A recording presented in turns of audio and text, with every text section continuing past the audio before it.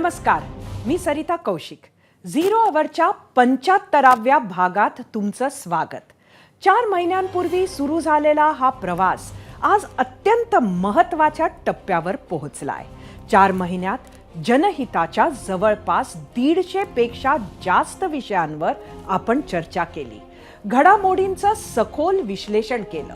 तुमचं प्रेम आणि प्रतिसाद असाच राहू द्या, कारण हा आहे तुमच्या हक्काचा प्राईम टाईम. आजच्या भागात आपण 2 महत्त्वाच्या बातम्या पाहणार आहोत. महाराष्ट्राच्या राजकारणात नाट्यमय घडामोडी घडतायत.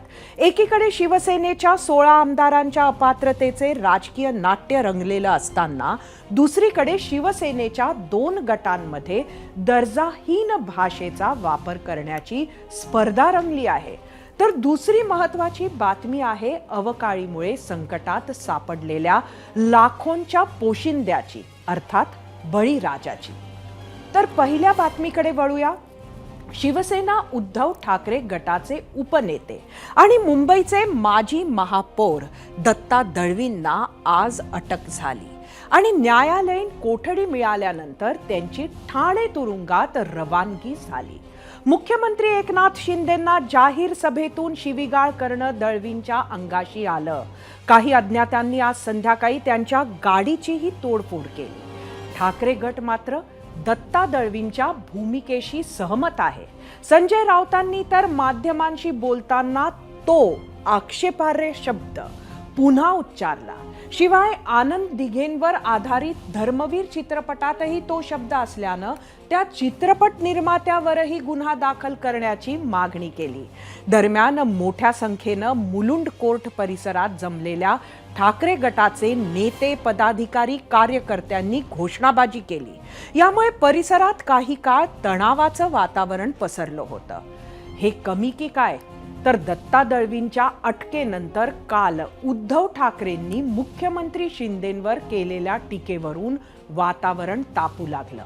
उद्धव ठाकरेंच्या व्हिडिओची चौकशीही सुरू असून कायदे तज्ज्ञांशी चर्चा सुरू असल्याची माहिती उत्पादन शुल्क मंत्री शंभूराज देसाईंनी दिली आहे. जेव्हा उद्धव ठाकरे मुख्यमंत्री होते, नारायण राणे तेव्हाही केंद्रीय मंत्री होते, तेव्हा मात्र ठाकरे विरोधात नारायण राणेंनी केलेल्या भाष्यावरून नारायण राणेंना अटक करण्यात आली होती. त्यामुळे उद्धव ठाकरेंनाही नारायण राणेप्रमाणे आता अटक होणार का, अशी चर्चा राजकीय वर्तुळात रंगू लागली आहे. यावरूनच शिवसेनेच्या दोन्ही गटांमध्ये आव्हान प्रतिआव्हानांची खडाजंगी सुरू झाली आहे. याच विषयाला धरून आम्ही तुम्हाला एक प्रश्न विचारला होता. तो प्रश्न पाहण्यासाठी जाऊया आपण आपल्या पोल सेंटरला. आजचा आपला पहिला प्रश्न होता, उद्धव ठाकरेंकडून मुख्यमंत्र्यांचा नालायक असा उल्लेख, जबाबदार नेत्यांनी अशा भाषेचा वापर करणे पटतं का? तुम्हाला सांगायचं होतं होय किंवा नाही.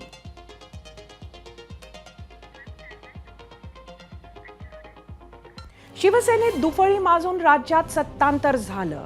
त्यामुळे येनकेन प्रकारे शिंदे गट आणि ठाकरे गटात नेहमीच कुठला न कुठला वाद सुरूच असतो. संधी मिळेल तशी उणीधुणी काढतात. कायद्याच्या कात्रीतही पकडण्याचा प्रयत्न करतात. प्रसंगी पातळी सोडून टीका करण्यापर्यंत मजल जाते. आज दत्ता दळवींना झालेली अटक हा त्यातलाच प्रकार. मात्र दत्ता दळवींवरून सुरू झालेलं राजकारण शिंदे गट आता उद्धव ठाकरेंपर्यंत नेणार का, त्याचा आढावा घेणारा हा रिपोर्ट पाहूया.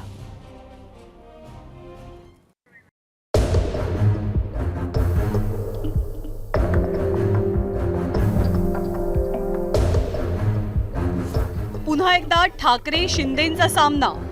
दोनही गटात खणाखणी. शिवसेनेमध्ये पुन्हा रंगलं शाब्दिक वॉर.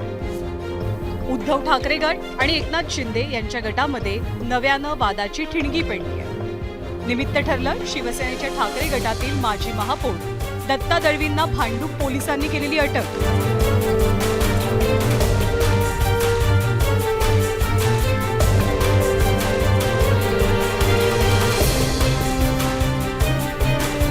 मुख्यमंत्री एकनाथ शिंदेंना जाहीर सभेतनं आक्षेपार्ह शब्द वापरल्याच्या आरोपावरनं दत्ता दळवींना अटक झाली. कोर्टानं त्यांना 14 दिवसांची न्यायालयीन कोठडी सुनावली. राजस्थानमधल्या प्रचारात एकनाथ शिंदेंचं हिंदू हृदय सम्राट असं पोस्टर झळकल्यानंतर दत्ता दळवींनी भाषणात अपशब्द वापरले. आणि आम्ही सगळं बघितलेलं आहे. एकनाथ शिंदे काय होता, एकनाथ शिंदे होता कुठे, काय करत होता, हे आम्ही स्वतः बघितलेलं आहे. नाव बाळासाहेबांचं वापरायचं. आता मध्ये तर गुजरातमध्ये हिंदू हृदय सम्राट. अरे तुला हिंदू हृदय सम्राटाचा अर्थ तरी माहित नाही का? याच वक्तव्यानंतर दळवींना अटक झाली. मग मोठ्या प्रमाणात ठाकरे गटाचे कार्यकर्ते पोलीस स्थानकाबाहेर जमा झाले होते. संजय राऊतांनी सुद्धा दळवींची बाजू उचलून धरत दत्ता दळवींचा गुन्हा काय असा सवाल उपस्थित केला. दत्ता दळवी यांचा गुन्हा काय आहे? त्यांनी या महाराष्ट्राच्या जनतेच्या लोकभावना या भांडूपमधल्या एका मेळाव्यात व्यक्त केल्या.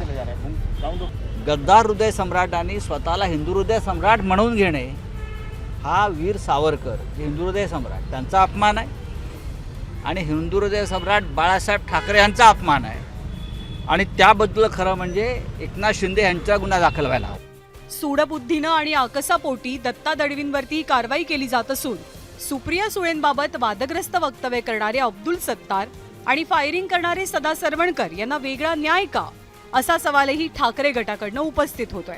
प्रकाश सुर्वे यांचा मुलगा असेल, आमदार सदा सरवणकर यांनी केलेली पोलीस स्टेशनमध्ये फायरिंग असेल, ह्या त्यांच्या केलेल्या कृत्यांना कोणती शिक्षा नाही किंवा कोणती पोलिसी कारवाई नाही. मुजोरगिरी दादागिरी चालणार नाही.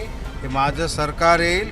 ज्या प्रकारे आम्हाला खोट्या केसेसमध्ये अटक केलं जाते हे सगळं हे जे सत्ताधारी बसले तर मंत्रालयामध्ये त्यांना सुद्धा अशीच अटक केली जाईल, पण त्यांना बेल मिळणार नाही. एवढी चुकीची कामं त्यांनी केली. दत्ता दळवींना कोठडी मिळाल्यानंतर आता उद्धव ठाकरे सुद्धा निशाण्यावरती येतात. राज्यात अवकाळीमुळे संकटात सापडलेल्या शेतकऱ्यांची बाजू मांडताना उद्धव ठाकरेंनी मुख्यमंत्र्यांवरती कठोर शब्दात टीका केली होती. आज माझ्या राज्यातला शेतकरी संकटात असताना, गारपीट अवकाळीच्या संकटात असताना जो माणूस स्वतःच्या घराची काळजी न करता बेपर्वाईने दुसऱ्या पक्षाच्या प्रचारासाठी दुसऱ्या राज्यात जातो, असा माणूस राज्याचा कारभार करायला नालायक आहे. आणि हेच वक्तव्य उद्धव ठाकरेंना भोवण्याची शक्यता आहे. त्यांच्यावर कायदेशीर कारवाई करण्याचा विचारही सुरू आहे. उत्पादन शुल्क मंत्री आणि एकनाथ शिंदे गटाचे नेते शंभूराज देसाईंनी तसे संकेतच दिले. जे स्टेटमेंट व्हिडिओ क्लिप आणि ऑडिओ क्लिप माननीय माजी मुख्यमंत्री उद्धव ठाकरे साहेबांची आहे, ज्याच्यामध्ये माननीय मुख्यमंत्री आमचे नेते एकनाथ शिंदे साहेबांचा तिने अशा पद्धतीचा जो असंसदीय आणि जो शब्द आपण उच्चारूही शकत नाही अशा शब्दाचा प्रयोग केलेला आहे. कायदे तज्ञांचा, वरिष्ठ पोलीस अधिकाऱ्यांचा याच्या बाबतीतची मी चर्चा करून या बाबतीत योग्य निर्णय किंवा कारवाई करण्याच्या बाबतीत आम्ही विचार करत आहोत. तर वाकडं बोलणाऱ्यांना जशास तसं उत्तर मिळेल असाही इशारा एकनाथ शिंदे गटाकडनं दिला जातोय. आम्ही टोमणे मारू, आम्ही शिव्या देऊ, मग पुन्हा छातीआड काढून बोलू, आम्हाला अटक करून तो दाखवा. नारायण राणेंनी काय चूक केली होती? मग त्यांनी बोललं तर त्याला अटक, आणि तुम्ही बोललं तर तुम्हाला माफ. एकीकडे उद्धव ठाकरेंवरती कारवाई करण्याच्या हालचाली शिंदे सरकारनं सुरू केल्या आहेत, तर दुसरीकडे सरकारमध्ये ताकद असेल तर कारवाई करा असं आव्हान ठाकरे गटानं दिलंय. उद्धवजी ठाकरे साहेब खरं बोललेले आहे, त्यामुळे त्यांना काय कारवाई करायच्या, तुमच्यात किती दम आहे, तुमच्यात किती ताकद आहे दाखवून द्या. उद्धव ठाकरे मुख्यमंत्री असताना त्यांच्यावर टीका केल्याबद्दल तत्कालीन महाविकास आघाडी सरकारनं केंद्रीय मंत्री नारायण राणेंना अटक केलेली होती. त्याच धर्तीवर आता मुख्यमंत्री एकनाथ शिंदेंवर टीका केली म्हणून उद्धव ठाकरेंवर कारवाई होणार का हे पाहणं महत्त्वाचं असेल. ब्युरो रिपोर्टसह टीम 0 अवर एबीपी माझा. मुख्यमंत्री शिंदेंवर टीका केल्यामुळे जेलची हवा खाणारे दत्ता दळवी 2005 ते 2007 पर्यंत मुंबईचे महापौर होते. त्याआधी सलग 3 वेळा त्यांनी मुंबई महापालिकेत नगरसेवक म्हणून काम केलंय.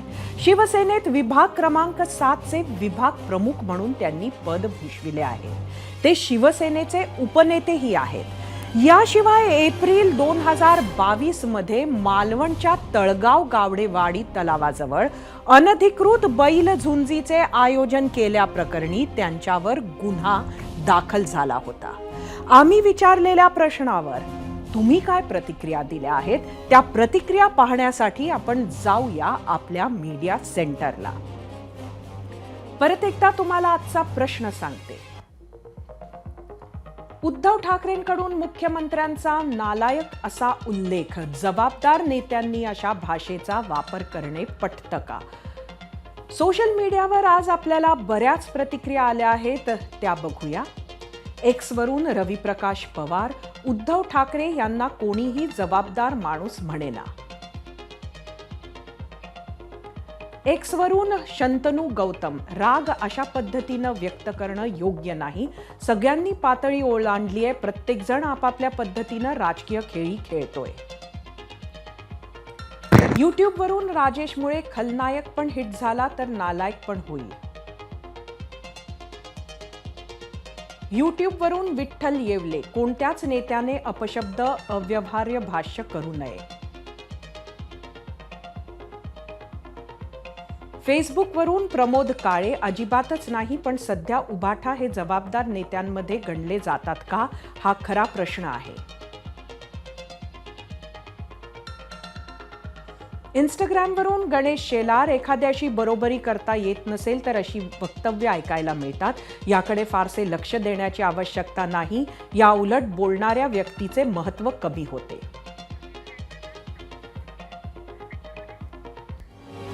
राजकारणात एकमेकांवर टीका करण्याची पातळी खालवल्याचं चित्र आहे. ठाकरे गटाच्या 2 गटात शाब्दिक चकमकी झडत असताना आजच संजय राऊतांनी थेट राणे पिता पुत्रांवर टीका केली, तर नितेश राणेंनीही जोरदार प्रत्युत्तर दिलं.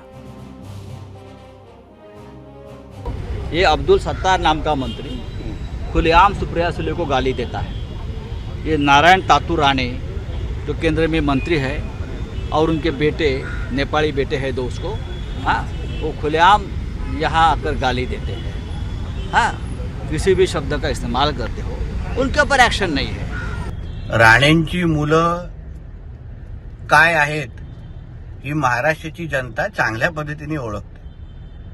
पण संजय राजाराम राऊतला सांगेन, तुझं नाव लावून कोण कोण कुठे कुठे फिरतं, कुठल्या देशात तुला पप्पा बोलवतं, कुठल्या देशातले जातीचे शहराचे लोक तुला पप्पा बोलवत फिरतात, मग ह्याची पण यादी आम्हाला जाहीर करायला लागेल, फोटो सकट, व्हिडिओ सकट, आणि मग तोंड फुगून बसू नकोस. शिवसेनेच्या दोन्ही गटात सुरू असलेल्या वादावर आणि राजकारणात खालवलेल्या भाषेच्या स्तरावर बोलण्यासाठी 0 आवरमध्ये उपस्थित आहेत भाजप आमदार नितेश राणे. नितेशजी, आपलं स्वागत आहे 0 आवरमध्ये. खरं तर एकंदरीतच आज महाराष्ट्रात जे काही बघायला मिळतं आहे, ज्या भाषेचा वापर होतो आहे, काय म्हणाल तुम्ही त्याबद्दल? रीताजी, अगर आपण लक्ष घातलं असेल किंवा आपल्याला जे जनतेची प्रतिक्रिया आपण घेतली आणि त्याच्यामध्ये जे कमेंट झालेत ते आपण बारकाईने अगर ते कमेंट्स आपणही वाचून दाखवलेत, तर बहुतेक कमेंट्स ह्याच दिशेने आहेत की आज महाराष्ट्राच्या राजकारणाचं स्तर घसरण्याचं सर्वात प्रमुख कारण म्हणजे उभाटा या संघटनेमध्ये आलेली नैराश्य, आणि त्या नैराश्यापोटी ते सातत्याने कधी देवेंद्रजी फडणवीसांवर असेल, कधी आमच्यावर असेल, किंवा त्यांच्या विरोधकांवर प्रामुख्याने विचारांची लढाईची असते, कृतीची लढाई कृतीतून करायची असते. पण ह्यांच्याकडे ना विचार आहे ना कृती राहिलेली असल्यामुळे कधी ते देवेंद्रजींवर खालच्या पातळीची टीका करणार, कधी त्यांच्या शरीरावर टीका करणार, कधी आमच्यावर खालच्या पातळीची टीका करणार. ह्याचा एवढंच अर्थ होतो की आता सांगण्यासारखं, बोलण्यासारखं आणि दाखवण्यासारखं ह्यांच्याकडे काहीच नसल्यामुळे आणि स्वतःच्याच कृतीतून किंवा स्वतःच्या ह्याच सगळ्या गुणांमुळेच आज त्यांच्या संघटनेची जी काय अवस्था झाली आहे सरिताजी, ह्याच्यामुळे आज या पद्धतीची पातळी सातत्याने, तुम्ही अगर एक कन्सिस्टन्सी बघितली असेल तर तुम्हाला उद्धवजीची भाषणं बघा, त्यांचे वक्तव्य बघा, संजय राऊतांची बघा, म्हणजे सगळे एकाच संघटनेचे लोक अगर सातत्याने हे अगर बोलत असतील तर त्या संघटनेच्याच मुळे महाराष्ट्राच्या राजकारणाचा आज असंख्य वातावरण जे त्याला आपण म्हणतो ते खराब झालेलं आहे. नितीशजी, एक प्रश्न मला तुम्हाला विचारावासा वाटतो की सर्वात आधी संजय राऊत हे सकाळी प्रेस कॉन्फरन्स घ्यायचे आणि त्या प्रेस कॉन्फरन्समध्ये बरेच त्यांचे आरोप असायचे, मात्र बिलकुल त्याला उत्तर द्यायला म्हणून कुठंतरी तुमच्या पक्षानं किंवा महायुतीनं तुमची नेमणूक केली असं दिसतंय आणि आता त्या प्रेस कॉन्फरन्समध्ये त्या मुद्द्यांपेक्षा थेट त्यामुळे कुठेतरी संजय राऊतांवर तुम्ही रोज बोलत असता आणि त्यामुळे आता सकाळची सुरुवातच राजकारणाची अशा पद्धतीनं होते. मग सरिताजी, ह्याचं उत्तर ह्याच्यात आहे की अगर संजय राऊतनी सकाळपासूनच अगर वैचारिक दृष्टिकोनातून अगर चर्चा सुरू केली, राजकीय टीका केली, तर त्याच्यावर कोणालाच हरकत नाही. मी परत सांगतो, विचारांची लढाई अगर विचारांनी लढायची असेल तर त्यासाठी पण आम्ही लोक तयार आहोत. पण अगर त्यांना असं वाटत असेल की ते उठसूट कुठला पत्रकारांच्या माईकवर थुकू शकतात, कोणालाही कुठल्याही केंद्रीय मंत्र्याला शिवी घालू शकतात, देवेंद्रजी असतील किंवा आमच्या नेत्यांवर खालच्या पातळीची टीका करू शकतात आणि मग त्यांना काहीच उत्तर भेटणार नाही, तर ह्या गोष्टीमध्ये मग त्यांना त्यांची चूक आहे. आमचं म्हणणं एवढंच आहे की तुम्ही राजकीय टीका करा, आम्ही कुठे कमी पडत असो तर त्याच्यावर तुम्ही आम्हाला विरोधी पक्ष म्हणून त्यांचा अधिकार आहे, पण तुम्ही खालच्या पातळीची टीका करत असाल. आता बाळासाहेब ठाकरेंची एक ठाकरी शैली होती, ती बाळासाहेबांपर्यंतच होती, पण त्याचं हे अर्थ होत नाही हे बाकीचे जे औषध नवसे सगळे हे आहेत ते पण त्याच खालच्या पातळीची टीका करणार आणि कोणीही गप्प बसून सहन करणार असं कुठेच नाही.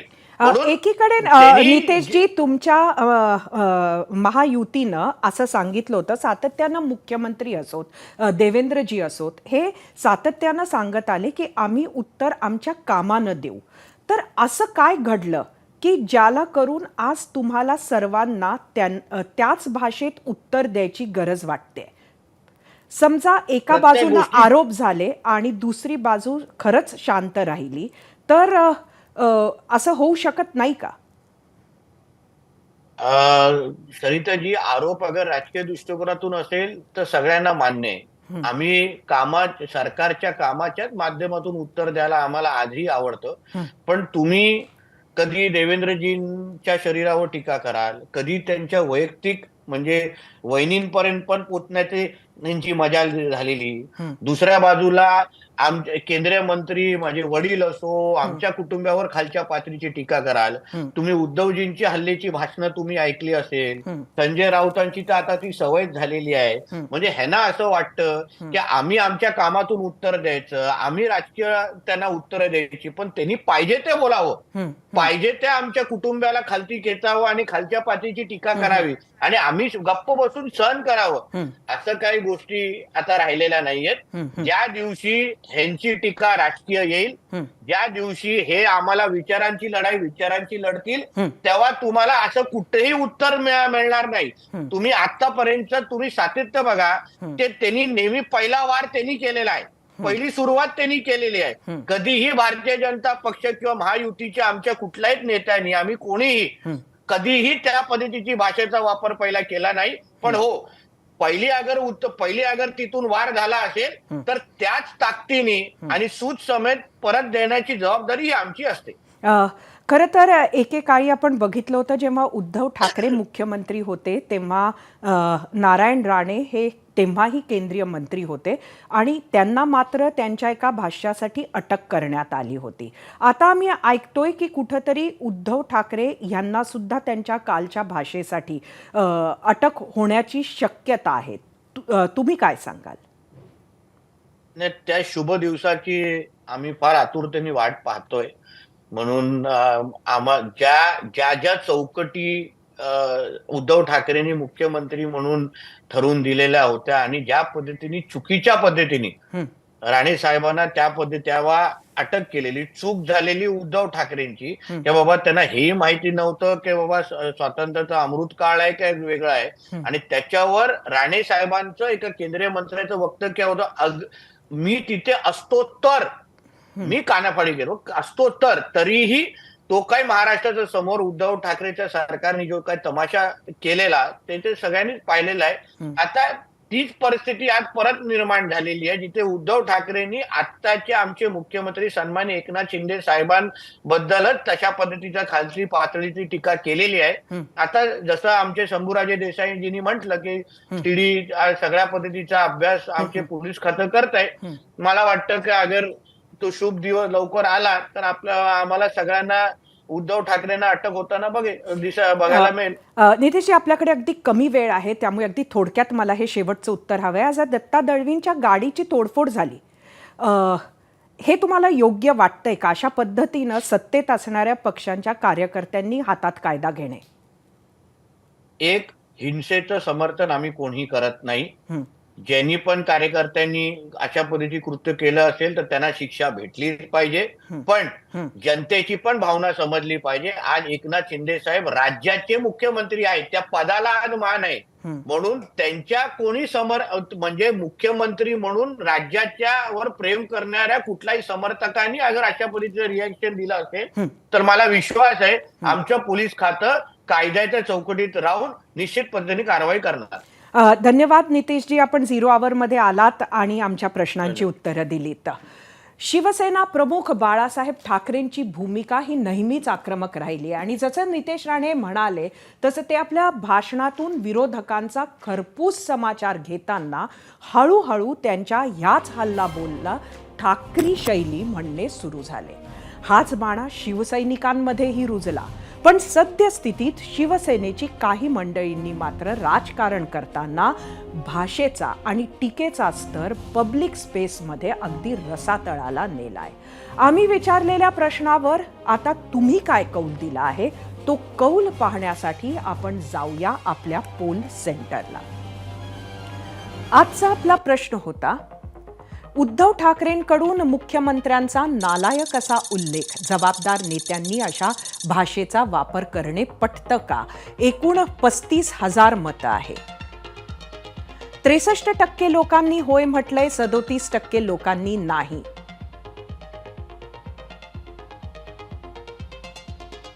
आता इंस्टाग्रामवर बघूया, 5,000 मतं आली आहेत. 54% लोकांनी होय म्हटलंय, 46% नाही.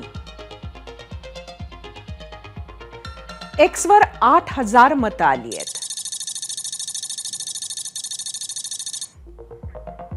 25% लोकांनी होय म्हटलंय, 75% नाही. फेसबुकवर 4,000 मतं.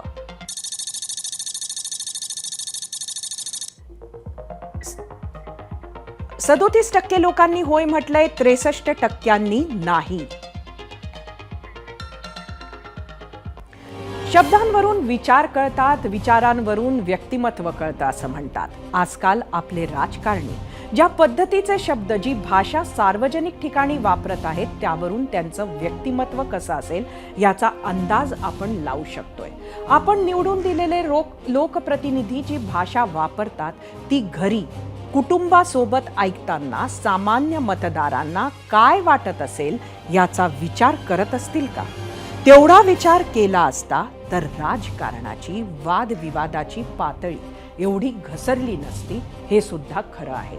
शब्द तारू शकतात, शब्द मारू शकतात, एखाद्या खचलेल्या मनाला शब्द उभारी आणू शकतात. आपल्या संतांनी सुद्धा शब्दाचं सामर्थ्य सांगून ठेवलं आहे. तुकोबारायांनी तर शब्दांना धन म्हटलं आहे. मी जास्त काही बोलण्यापेक्षा आपण तुकाराम महाराजांची ही ओवीच सांगते. आम्हा घरी धन शब्दांचीच रत्ने, शब्दांची शस्त्रे यत्न करू, शब्दाची आमुच्या जीवाचे जीवन, शब्द वाटू धनजन लोका. तुका म्हणे, पहा शब्दची हा देव, शब्देची गौरव पूजा करू. मात्र आज सार्वजनिक मंचावर बोलणारे हे कुणी आमदार आहेत, कुणी खासदार, कुणी आजी माजी मुख्यमंत्री. काय म्हणावं? आपले राजकारणी तुकोबा रायांच्या या शब्दांची तरी आठवण ठेवतील एवढी माफक अपेक्षा. गेल्या 2 दिवसांमध्ये महाराष्ट्राच्या 15 पेक्षा जास्त जिल्ह्यांमध्ये अवकाळी पावसानं धुमाकूळ घातलाय. एल निनोचं वर्ष असेल असं सांगितलं गेलं. पावसाळ्याचे 4 महिने आशा निराशेने भरलेले गेले. दुष्काळाच्या फटक्यातून सावरायच्या आतच काही भागातील शेतकऱ्यांसमोर अवकाळीचं संकट उभं राहिलं. गेल्या 2 दिवसात अवकाळी पाऊस आणि गारपिटीनं चांदा ते बांदा शेतकऱ्यांचं नुकसान केलंय. वादळी वाऱ्यासह झालेल्या याच अवकाळी पावसानं जवळपास 1,00,000 हेक्टर शेतीवरच्या पिकांचं नुकसान झालंय. हातातोंडाशी आलेला घास आसमानी संकटानं हिरावलाय. त्यामुळे लाखो शेतकरी सरकारकडे डोळे लावून बसले आहेत. त्यातच आज राज्य मंत्रिमंडळाची बैठक झाली. त्यात शेतकऱ्यांसाठी आश्वासक निर्णय झाले, तर दुसरीकडे विरोधी पक्षांचे नुकसान पाहणी दौरे सुरू झाले. खरं तर रविवारी रात्री अवकाळी पावसाला सुरुवात झाली आणि सोमवारपासूनच स्थानिक आमदारांनी पाहणी दौरे सुरू केले होते, असा दावा मंत्री अनिल पाटील यांनीच केलाय. त्यातच काल माजी मुख्यमंत्री उद्धव ठाकरेंनी सरकारवर टीका करत आपल्या नेत्यांना शेतीच्या बांधावर जाण्याचे आदेश दिले. मग काय, आजच्या दिवसाची सुरुवात झाली ती याच दौऱ्याने. बुलढाण्यात विरोधी पक्षनेते अंबादास दानवे, नाशिकच्या इगतपुरी तालुक्यात विनायक राऊत, नितीन बानगुडे पाटील थेट बांधावर पोहोचले. तर ठाकरेंचे मित्रपक्ष असलेल्या काँग्रेस राष्ट्रवादीच्या नेत्यांनीही बांधावर भेटी दिल्या. शेतकऱ्यांच्या बाजू जाणून घेतल्या, नुकसानीचा आढावा घेतला. म्हणजेच काय तर जवळपास सगळेच विरोधी पक्ष आपापल्या पद्धतीनं बांधावर पोहोचले होते. आणि याच दौऱ्यांवर होता आपला आजचा दुसरा प्रश्न. तो प्रश्न पाहण्यासाठी आपण जाऊया आपल्या पोल सेंटरला. आजचा आपला दुसरा प्रश्न होता, अवकाळी नंतर राजकीय नेत्यांनी पाहणी दौरे करून शेतकऱ्यांचा फायदा होतो का? तुम्हाला सांगायचं होतं होय किंवा नाही. खरं तर या महिन्यात राज्यात थंडीची सुरुवात होते. त्याचा हरभऱ्यासारख्या पिकांनाही फायदा होत असतो. मात्र यंदा पावसाळाच उशिरानं सुरू झाला, त्यामुळे पिकं पेरणीची सायकल बदलली. अशातच शेतकऱ्यांना रब्बी हंगामाकडून मोठ्या अपेक्षा होत्या. त्याही अपेक्षांवर पावसानं पाणी फेरलंय. म्हणून आता तोच शेतकरी पुन्हा उभा करायचा असेल तर सरकारला मदतीची मशागत करावी लागणार आहे. त्यासाठीच आजच्या मंत्रिमंडळाच्या बैठकीत पंचनामे तातडीनं करण्याचे आदेशही दिलेत. मात्र त्याआधीच विरोधी नेत्यांनी शेतीचे बांध गाठले आणि सरकारवर आरोप केले. पाहुयात विरोधी पक्ष नेत्यांच्या दौऱ्यावरचा हा ग्राउंड रिपोर्ट.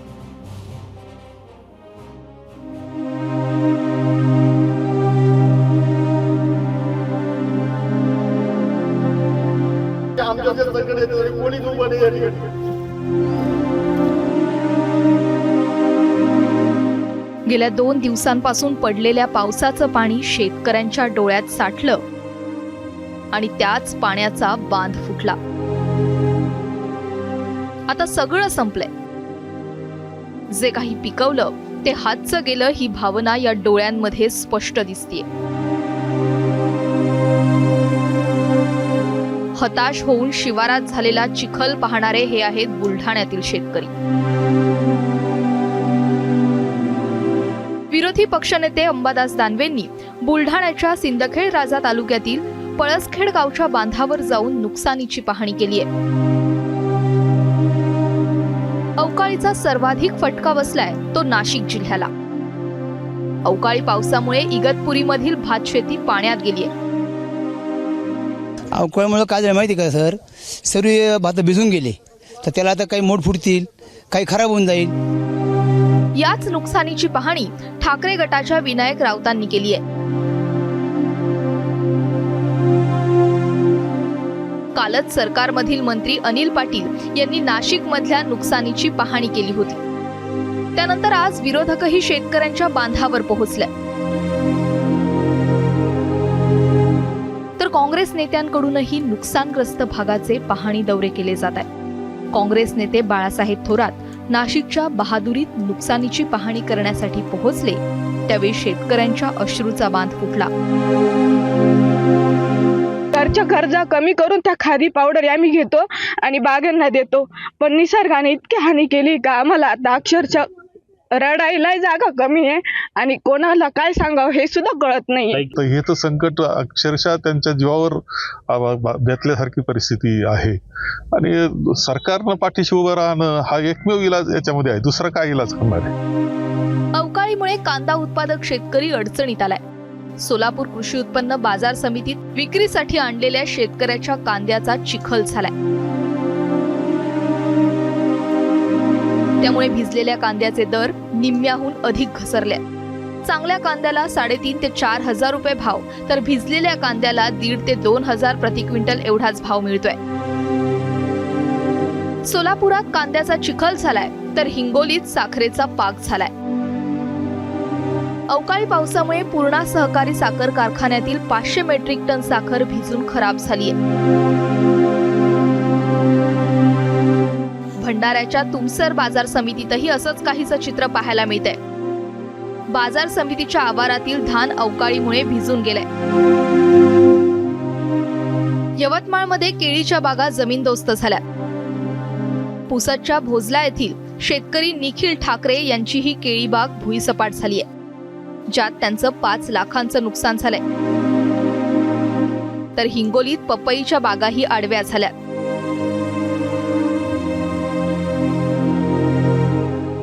यवतमाळ जिल्ह्यात 3 दिवसात अवकाळीमुळे 10 मंडळांमध्ये नुकसान झालंय. नांदेड, गोंदिया आणि नंदुरबारमध्ये शिवारात पिकाचा चिखल पाहायला मिळतोय.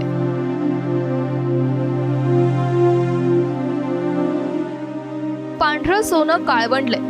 तुरीच्या शेंगा भिजून गेल्या. गहू हरभराही पाण्यात गेलाय. हातातोंडाशी आलेला घास अवकाळी पावसाने हिरावून नेलाय. अवकाळी आला आणि शेतकऱ्यांच्या पदरात दुःख देऊन गेला. अश्रूंनी भरलेल्या डोळ्यांमध्ये आता आस आहे ती मदतीची. अवकाळी आणि गारपिटीमुळे शेतकऱ्यांचं झालेलं नुकसान याचा संपूर्ण आढावा घेण्यात आला. युद्ध पातळीवर पंचनामे होत आहेत. त्याचबरोबर 3 हेक्टरपर्यंत शेतकऱ्यांना नुकसान भरपाई देण्याचा निर्णय झाला आहे. एकंदरीत सगळा अहवाल आल्यानंतर शेतकऱ्यांना नुकसान भरपाई दिली जाईल. शेतकऱ्यांच्या पाठीशी हे सरकार उभं आहे. झालेलं नुकसान मोठं आहे आणि त्यामुळे शेतकऱ्यांना सरकार वाऱ्यावर सोडणार नाही. शेतकऱ्यांना मदत ते करेल. ब्युरो रिपोर्ट, एबीपी माझा.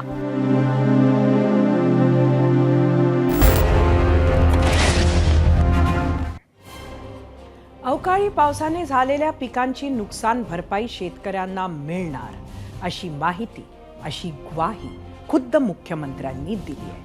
त्याचबरोबर राज्यात तातडीनं पंचनामे होतील असं आश्वासनही दिलंय.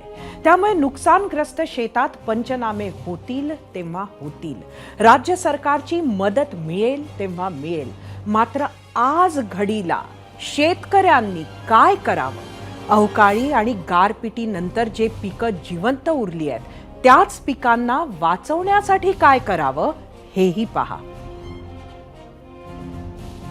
नेक्स्ट सबसिक्वेंट 24 आवर्स पावसाची शक्यता रहेगी एवं जैसे बताया 3rd ऑनवर्ड 4th 5th कुछ नमी बढ़ेगा बिकॉज ऑफ जो साइक्लोनिक स्टॉर्म बनने जा रहा है उस वजह से कुछ नमी प्रदेश का specially south central eastern part इसमें कुछ नमी मिलेगा तो होगा.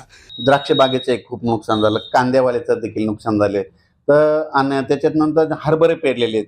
हरभरे पेरत असताना शेतकऱ्यांनी काय केलं, स्प्रिंकलरनं पाणी दिलं. तर पाणी दिल्यानंतर परत पाऊस पडल्याच्या नंतर आता त्याला मर लागते. म्हणून शेतकऱ्यांनी काय करायला पाहिजे, एक हरभऱ्यासाठी एक चांगल्या कंपनीचं बुरशीनाशक, चांगल्या कंपनीचं कीटकनाशक मारायचं आणि तुम्ही त्याची तयारी ठेवायची. आणि त्याच्यानंतर ज्वारी, आता काही जणांचं शेत काय झालं, पाऊस नसल्यामुळं तर त्यांचे शेत म्हणजे पेरलेलेच नाही, निरंक राहिलेले आहेत. तर आता एवढा पाऊस झाला की आता जर त्यांनी ज्वारी पेरली तर ज्वारी उगवू शकते. म्हणून त्यांनी ज्वारी पेरायला काही हरकत नाही. गेल्या 2 दिवसांपासून सुरू असलेला पाऊस पुढचे 2 दिवस सुरू राहणार अशी भीती आहे. त्यामुळे प्रत्येक शेतकऱ्याला शेती तज्ज्ञांचे सल्ले उपयोगी ठरतील. जर तुमच्या शेतात काही प्रमाणात का होईना पिकं वाचली असतील तर त्यांना जिवंत ठेवण्यासाठी शेती तज्ज्ञांच्या सल्ल्यांचा विचार नक्की करा. हेच सल्ले ऐकू शकला नसाल तर एबीपी माझाच्या सोशल मीडिया प्लॅटफॉर्मवर 0 आवरचा हाच भाग पुन्हा पाहू शकता. आणि आता वेळ झाली आहे तुम्ही दिलेल्या निवडक प्रतिक्रिया पाहण्याची.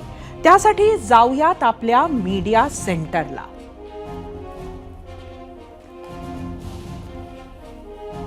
आजचा आपला प्रश्न होता, अवकाळी नंतर राजकीय नेत्यांनी पाहणी दौरे करून शेतकऱ्यांचा फायदा होतो का? सोशल मीडियावर तुम्ही काय प्रतिक्रिया दिल्यात त्या बघूया. एक्सवरून तानाजी थोरात, शेतकऱ्यांच्या बांधावर जाऊन पाहणी केली तर शासकीय यंत्रणा चांगले काम करते आणि शेतकऱ्यांनाही आधार मिळतो. एक्सवरून प्रकाश पाटील, शेतकऱ्यांना दिलासासाठी असे दौरे होतात, मात्र त्यामुळे शेतकऱ्यांना खूप फायदा होतो असं नाही. राजकीय चढाओढीमुळे आम्ही शेतकऱ्यांसाठी काहीतरी करतोय हे दाखवण्याचा खटाटोप असतो. यूट्यूबवरून श्रवण देवरे, हे नुसते राजकारण चालू असते, शेतकऱ्यांना खोटी सहानुभूती दाखवायची असते, बाकी काही नाही. फेसबुकवरून सचिन पाटील, अवकाळीनंतर नेते पाहणी दौरी करतात, शेतकऱ्यांना भूलथापा देतात, परंतु शेतकऱ्यांना मदत मिळत नाही. इंस्टाग्रामवरून सेनाधीश भामरे, शून्य फायदा होतो, तिथे पण राजकारणच करतात.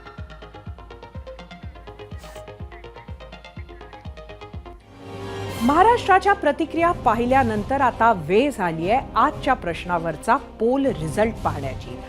तोच कौल पाहण्यासाठी आपण जाऊया आपल्या पोल सेंटरवर. आजचा आपला प्रश्न परत एकदा तुम्हाला सांगते, अवकाळी नंतर राजकीय नेत्यांनी पाहणी दौरे करून शेतकऱ्यांचा फायदा होतो का? एकूण 10,000 मतं आहेत यूट्यूबची. 16% लोकांनी होय म्हटलंय, 84% नाही. इंस्टाग्रामवर एकूण 3,000 मतं.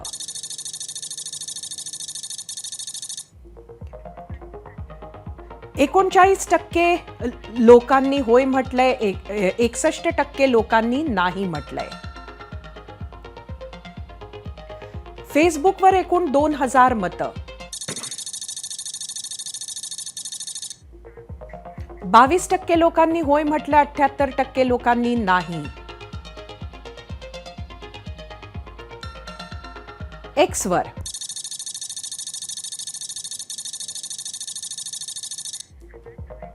16% लोकांनी होय म्हटलंय, 84% लोकांनी नाही. त्यामुळे मोठ्या प्रमाणात लोकांना असं वाटतंय की अवकाळी नंतर राजकीय नेते बांध्यावर जातात, दौरे करतात, पाहणी करतात, मात्र त्यानंतरही शेतकऱ्यांचा फारसा फायदा होत नाही. दुष्काळ, अतिवृष्टी, अवकाळी, गारपीट अशी संकटं दूर गावखेड्यात येतात.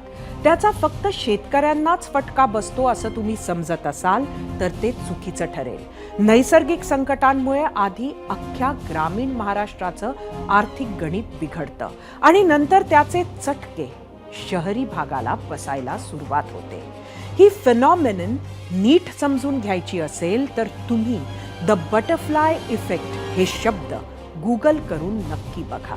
हजारो किलोमीटर दूरवरच्या जंगलात फुलपाखरांनं आपले पंख फडफडवले तर त्याचा भारतातल्या मॉन्सूनवर परिणाम होतो किंवा दूरदेशी कुठेतरी वादळात रूपांतर होतं असं ही थिअरी सांगते. थोडक्यात काय तर एका अगदी साध्या छोट्या क्षुल्लक वाटणाऱ्या घटनेचे अतिशय मोठे दूरगामी कल्पने पलीकडचे परिणाम होतात असंही बटरफ्लाय इफेक्ट थिअरी सांगते. इथे तर आपल्या घरापासून 200-400 किलोमीटरवरच शेतीचं मोठं नुकसान होतंय, त्याचा परिणाम आपल्यावर झाला नाही तरच नवल. वातावरणात जगभर होणारा बदल याचे नेगेटिव्ह इफेक्ट्स कसे कमी करता येतील, काय बदल झाले पाहिजे, कुठली पावलं तातडीनं सरकार म्हणून आणि आपण समाज म्हणून उचलली तर हवामान बदलासाठी आपण सज्ज असू, हे बघणे सुद्धा, आणि तेही युद्ध पातळीवर बघणे गरजेचे आहे. तरच आज शेत शिवारात, ग्रामीण भागात जे छोटे बदल होत आहेत तो आपल्यासाठी बटरफ्लाय इफेक्ट ठरणार नाही. 4 महिन्यांपेक्षा जास्त हिंसाचार, असंख्य जाळपोळीच्या घटना, लाखोंचं विस्थापन आणि देशात थरकाप उडवणाऱ्या घटनांचं केंद्र, ही ओळख बनलेल्या अशांत मणिपूरमधून एक अत्यंत आशादायी बातमी पाहूया. भारत सरकार आणि मणिपूरची संघटना युनायटेड नॅशनल लिबरेशन फ्रंट म्हणजेच UNLF यांच्यात शांतता करार झालाय. केंद्रीय गृहमंत्री अमित शहा यांनी दिल्लीत करारावर स्वाक्षरी केली. UNLF हा मणिपूर खोऱ्यातील मैतेंचा सर्वात जुना सशस्त्र गट आहे. जवळपास 60 वर्षांनंतर हिंसाचाराचा त्याग करून मुख्य प्रवाहात सामील होण्यास त्यांनी सहमती दर्शवली. या करारामुळे परिसरात शांतता प्रस्थापित करण्यात मदत होईल. युवकांना चांगलं भविष्य मिळेल अशी आशा दोन्ही बाजूंनी व्यक्त करण्यात आली. UNLFच्या लोकांचं लोकशाही प्रक्रियेत स्वागत करत अमित शहांनी त्यांना शुभेच्छा दिल्या. आपणही त्यांना शुभेच्छा देत आजचा 0 आवरचा 75वा भाग इथेच थांबवूयात. उद्या रात्री 7:56 पुन्हा भेटूयात. पाहत रहा ABP माझा.